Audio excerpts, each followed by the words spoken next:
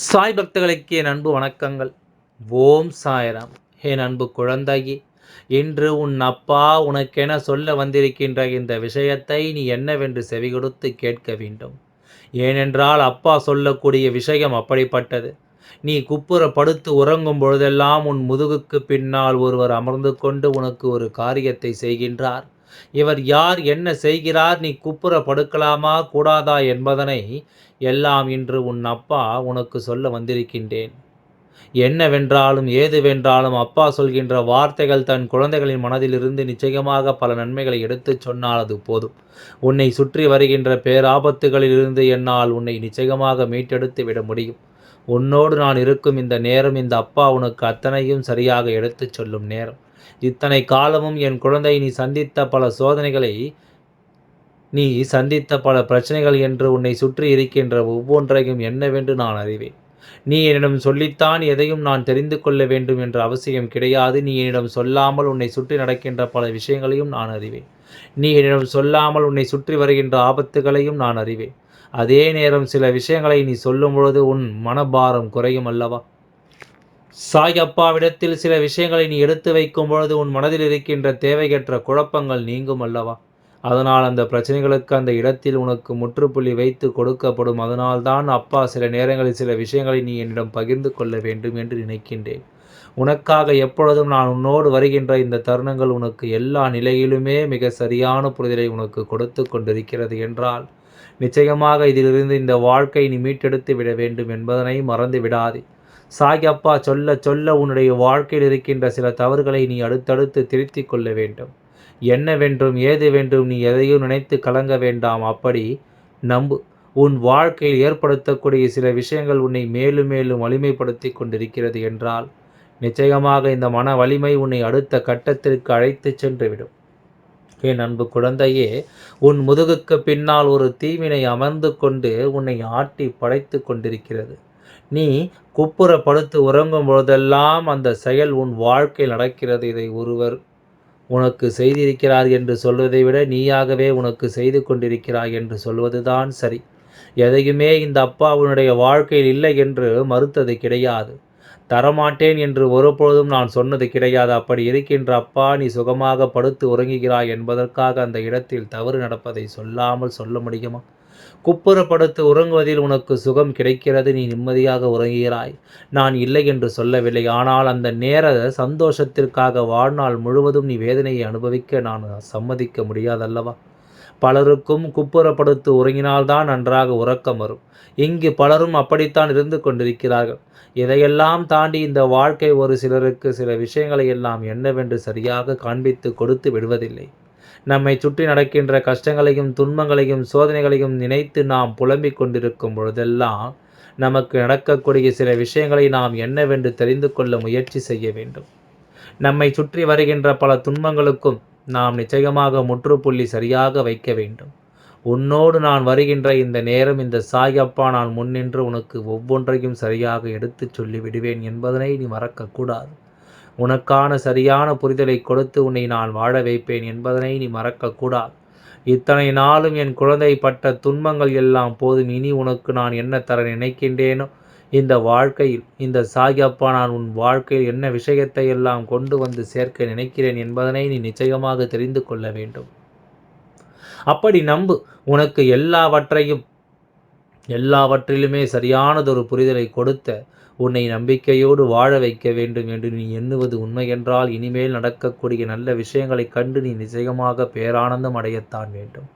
உனக்காக இந்த அப்பா நான் முன்னின்று எதையும் ஏற்றுக்கொள்ளும் இந்த தருணம், இந்த வாழ்க்கையை உனக்கு நிச்சயமாக உச்சகட்ட மகிழ்ச்சியில் கொண்டு சேர்க்க வேண்டும். ஒரு வேதனையை நீ தூக்கி சுமைக்கிறாய், ஆனால் உனக்கு அந்த சுமை தெரியவில்லை. ஏனென்றால் நீ நன்றாக உறங்கி விடுகின்றாய். உன்னுடைய உறக்கம் உனக்கு பின்னால் நடக்கின்ற எந்த ஒரு விஷயத்தையும் உனக்கு காண்பித்து கொடுத்து விடுவதில்லை என்பதுதானே உண்மை.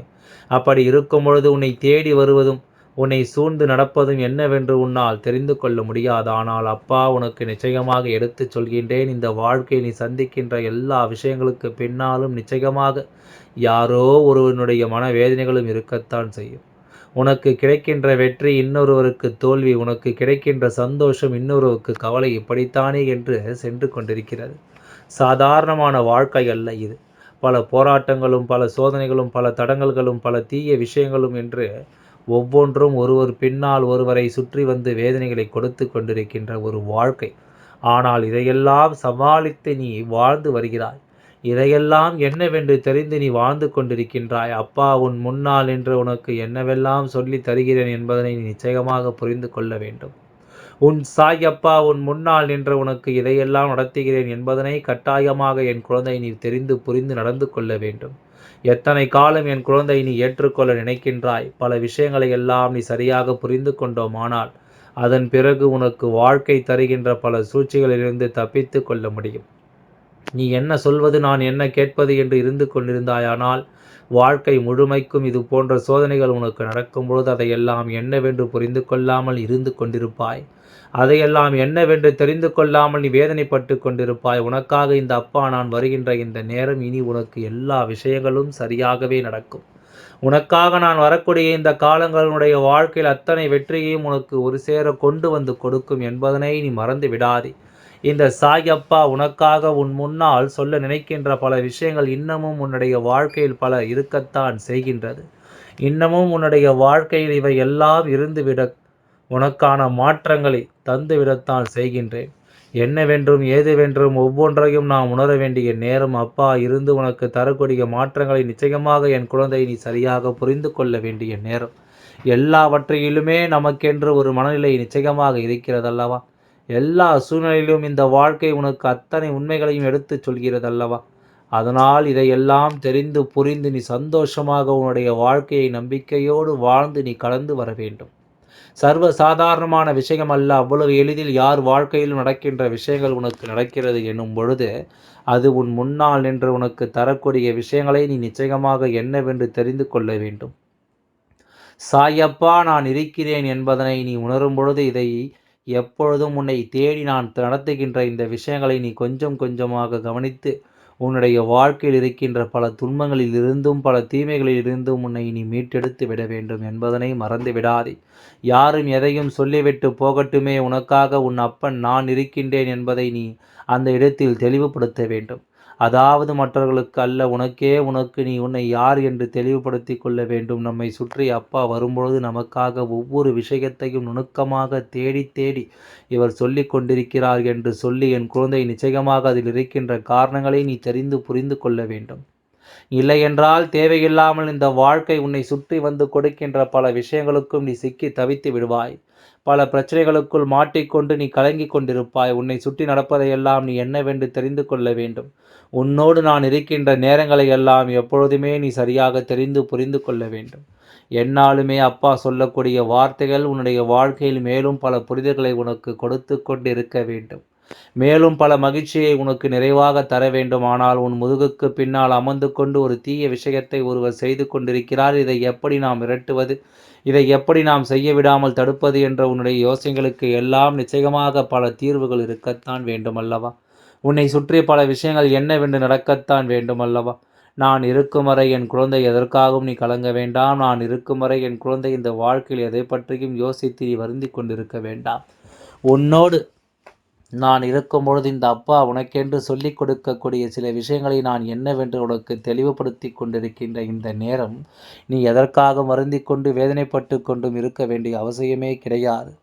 இத்தனை காலம் என் குழந்தை நீ தவிர்க்கின்ற சில விஷயங்கள் உன்னுடைய வாழ்க்கையிலிருந்து உனக்கான மாற்றத்தை என்னவென்று எடுத்துச் சொல்ல வருகிறது என்பதனை நீ மறக்கக்கூடாது.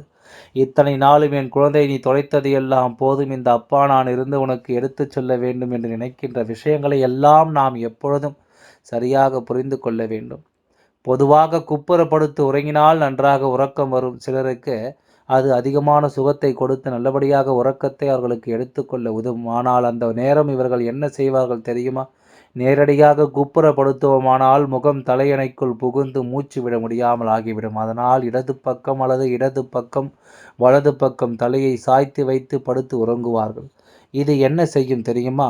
நாளடைவில் இது கழுத்து மற்றும் முதுகு தண்டு வடத்தினுடைய மேல் பகுதியை இது பாதிக்கும். அதில் நாளடைவில் தேய தேய வலியை அது உண்டாக்கும் என்பதனை புரிந்து கொள்ள வேண்டும். ஏனென்றால் இந்த நேரம் நீ ஒரு புறமாக படுக்கும் பொழுது அந்த நேரத்தில் உன்னுடைய கழுத்து எலும்புகள் எல்லாமே ஒரு புறமாக சுழற்றப்படும். அந்த நேரம் இது போன்ற வழிகள் ஏற்பட வாய்ப்புகள் அதிகம். அதனால் என் குழந்தையே, நீயாக ஒரு நிமிட சந்தோஷம் என்று உறக்கம் வர வேண்டும் என்பதற்காக குப்புறப்படுத்திவிட்டு ஒரு புறமாக தலையை சாய்த்து வைத்து படுக்கிறாய். சரி, இதையெல்லாம் அப்பா ஏன் இப்படி சொல்ல வேண்டும் என்று நினைக்கிறாய் அல்லவா? என்னுடைய குழந்தைகள் பலரையும் பார்த்துவிட்டு இப்படி படுத்து உறங்கிவிட்டு காலையில் எழுந்திருக்கும் பொழுது முதுகு வலியினாலும் கழுத்து வலியினாலும் அதிகமான பாதிப்புக்கு ஆளாகிறார்கள். இப்படி பாதிப்புகள் தொடர்ச்சியாக இருக்க நாளடைவில் என் குழந்தை என்ன செய்கிறார்கள், என்ன சொல்கிறார்கள் தெரியுமா? எனக்கு யாரோ செய்வினை வைத்து விட்டார்கள். என் கழுத்து என் முதுகும் எப்பொழுதும் வலித்து கொண்டே இருக்கிறது. என்னால் எந்த வேலைகளையும் செய்ய முடியவில்லை. என்னை முடக்கி விட்டார்கள் என்று சொல்லி மற்றவர்களின் மீது நீ பழியை போட்டு விடுவாய். மற்றவர்களின் மீது நீ பழியை போட்டுவிட்டு தப்பித்துக்கொள்ள நினைத்து விடுவாய். இப்படி இருக்கும்போது ஒவ்வொரு விஷயங்களையும் என் குழந்தை நீ என்னவென்றும் ஏதுவென்றும் சரியாக புரிந்து கொள்ளும் நேரம் உனக்கு எல்லா விஷயங்களும் சரியாக நடத்தப்படுவதை நீ தெரிந்து கொள்ள வேண்டும். இந்த அப்பா நான் இருந்து உனக்கு எடுத்துச் சொல்லும் ஒரு உண்மைகளை நீ நிச்சயமாக என்னவென்று தெரிந்து கொள்ள வேண்டும். நிச்சயமாக உனக்கான மாற்றங்களை என்னவென்று நீ புரிந்து கொள்ள வேண்டும். சாயப்பா எதை எடுத்துச் சொல்கிறேன் என்பதை நீ புரிந்து கொண்டால் இந்த வாழ்க்கையை பற்றிய பல புரிதல்கள் எல்லாமே நிச்சயமாக உனக்கு புரிந்துவிடும் என்பதை எந்த ஒரு மாற்று கருத்தும் கிடையாது. எல்லாம் நல்லபடியாகவே நடந்து முடியும். ஓம் சாய்ராம். நன்றி, வணக்கம்.